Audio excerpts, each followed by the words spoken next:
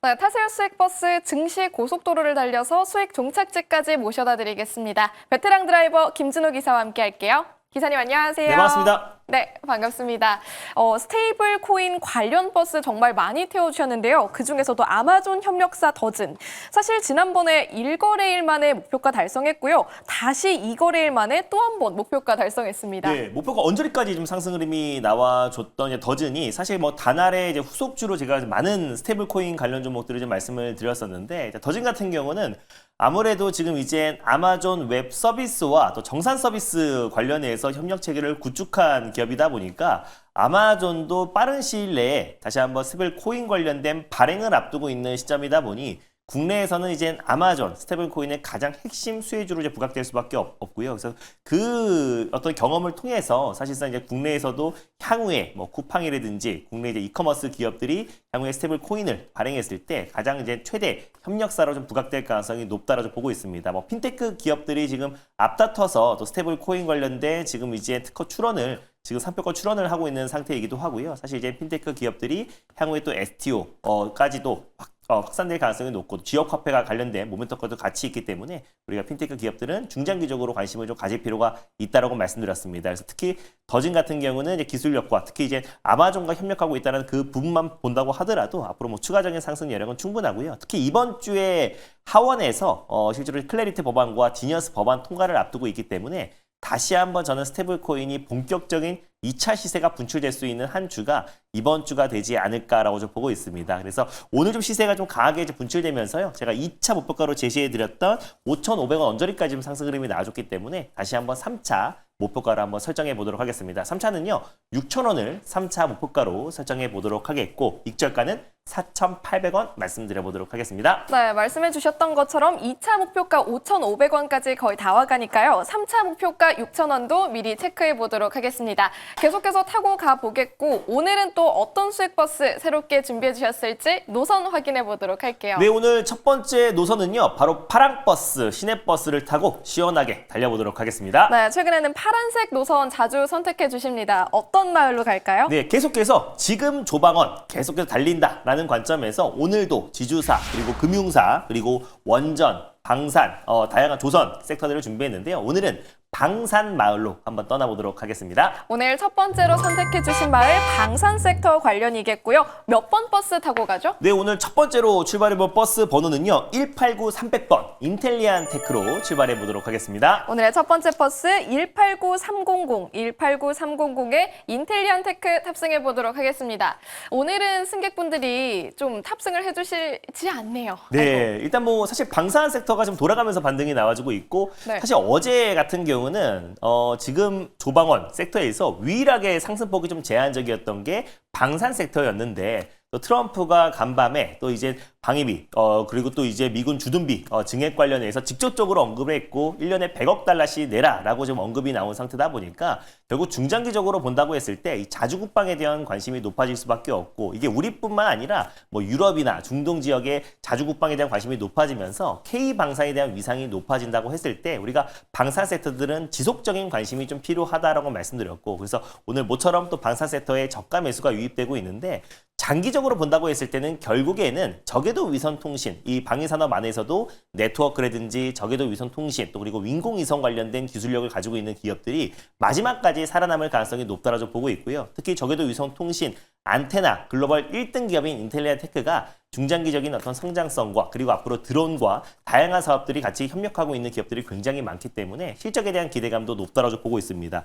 특히 지금 이제 양자컴 관련해서 아이온큐가 사실 글로벌 이제 탑티어 기업인데요. 아이온큐와 같이 협력해서 양자 네트워킹을 통해서 인공위성부터 드론까지 다양한 네트워크를 지금 실제 전장에 투입할 수 있는 응용 사례를 만들기 위해서 MOU를 체결했어요. 그러니까 실질적으로 국내에서 아이온큐와 협력하고 있는 기업이 인텔리아 테크다라고 보시면 될 것 같고 국내에서는 지금 이제 스타링크에 이어서 세계에서 두 번째로 평판형 안테나를 상용화에 성공한 기업이라 보시면 될 것 같고 그래서 원앱이나 스타링크 같은 저궤도 인공위성, 위성 통신 기업들이 국내에 상륙한 만큼 정부 차원에서도 강력하게 육성 정책이 나올 수밖에 없다라고 말씀드렸고요. 특히 이제 원앱에도 인텔리안 테크의 안테나를 좀 공급하고 있는 상태이다 보니까 올해 하반기에 어떤 매출 성장도 충분히 기대가 된다. 그래서 우주 인터넷 시대가 본격적으로 도래를 했고 국내에서 이제 안테나 부분에선 글로벌 1등 기업이 인텔리안 테크가 앞으로도 추가적인 상승 여력이 남아있다라는 관점에서 인텔리안 테크를 탑픽 종목으로 들고 왔습니다. 네, 오늘의 첫 번째 버스 인텔리안 테크고요.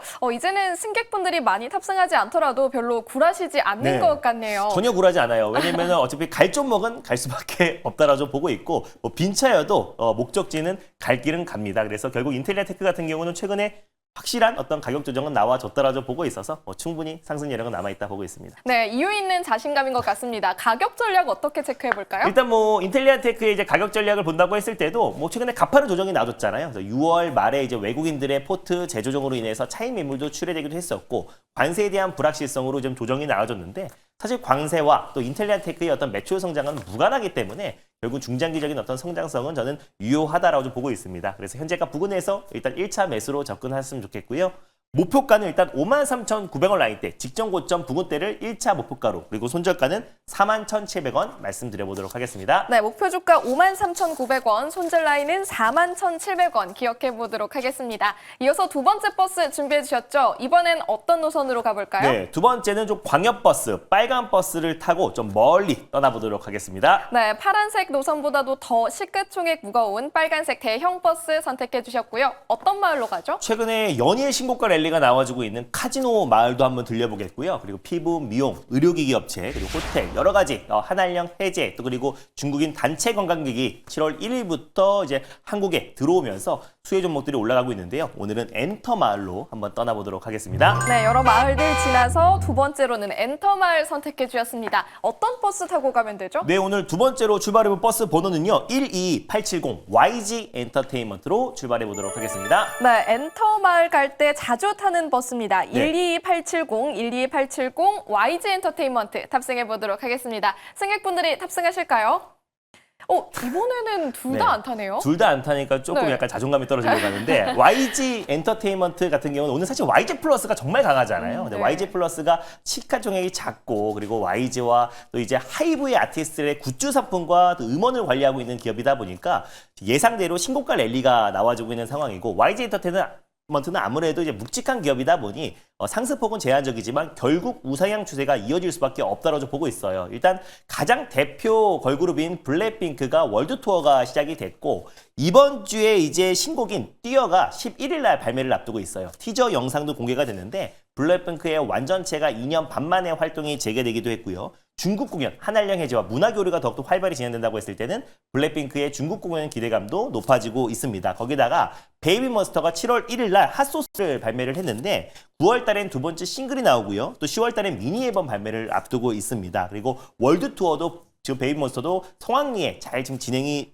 이어지고 있고 빅뱅 같은 경우도 지금 내년이 20주년이래요. 그래서 지난번에 2NE1처럼 다시 한번 YG 엔터테인먼트가 빅뱅 완전체 콘서트와 여러 가지 어떤 활동들을 기획하고 있다라고 알려졌고요. 그리고 트레저 같은 경우도 9월 1일 날 미니 앨범 발매를 앞두고 있고 그리고 이제 위너 역시도 9월 28일 날 일본 투어를 앞두고 있고 악뮤도 마찬가지로 8월부터 다음 달부터 단독 콘서트를 진행합니다. 한마디로 YG 엔터테인먼트의 모든 아티스트들이 동원하는 게 올해 하반기이다 보니까 하반기에 매출 성장이 나올 수밖에 없는 게 1분기에는 저연차 IP였던 베이비몬스터와 트레저 활동만으로도 어닝 서프라이즈가 나왔기 때문에 이제 3분기부터 본격적인 한중간의 문화 교류와 그리고 블랙핑크를 필두로 한 YG 엔터테인먼트의 아티스트들이 총출동된다고 했을 때 실적 성장이 나올 수밖에 없는 거라서 우리가 카지노, 최근에 제가 롯데관광개발이라든지 또 그리고 API 같은 화장품, 의료기기 업체들 많이 소개해드렸는데 마찬가지로 하반기에 실적이 성장할 수밖에 없는 YG 엔터테인먼트를 오늘 탑픽 종목으로 들고 와봤습니다. 네, 오늘의 두 번째 버스 YG 엔터테인먼트고요. 블랙핑크와 베이비몬스터를 비롯한 모든 소속 가수들의 일정까지 꼼꼼하게 체크해 주셨습니다. 가격 전략도 꼼꼼하게 체크해 주시죠. 네, 그래서 이제 YG 플러스 대비해서 상승폭이 좀 제한적인 거지 최근에 시장 여파로 쉬어갔던 흐름들은 그대로 회복할 가능성이 높다라고 보고 있습니다. 다시 한번 신고가 행진이 나와줄 가능성이 높다라고 보고 있어서 현재가 부근에서 1차 매수의 관점으로 그리고 목표가는 95,300원을 1차 목표가로 손절가는 73,600원 말씀드려보도록 하겠습니다. 목표 주가 95,300원, 손절 라인은 73,600원 기억해 보도록 하겠습니다. 두 가지 수익 버스 모두 탑승 마치셨을 것 같습니다. 저희가 더 자세한 전략 들어보고 싶은데 녹화 방송 볼 수 있겠죠? 네, 수요일은 제가 이제 공개 방송을 쉬니까 녹화 영상을 전에 올려놨습니다. 스테이블 코인 관련해서 이번 주가 굉장히 기대된다라고 말씀드렸고요. 그래서 지금 카카오페이를 필두로 한 종목들이 좀 서서히 움직여주고 있습니다. 그리고 YG 플러스도 신고가 행진이 나와주고 있는데 전일 녹화 영상 한번 참고하셨으면 좋겠고 장중에는 네이버 밴드 많이 참고하셨으면 좋겠습니다. 네, 김준호 기사의 밴드와 녹화 방송까지 꼭 참고하셔서 성공 투자하시길 바라겠습니다. 또 한편 시장에서는 삼양식품이 시가총액 11조 넘어서면서 연일 신고가 경신하고 있습니다. 앞으로의 성장 전망은 또 어떨지 잠시 후 마켓포인트에서 짚어보시길 바랄게요. 기사님 고맙습니다. 네, 감사합니다.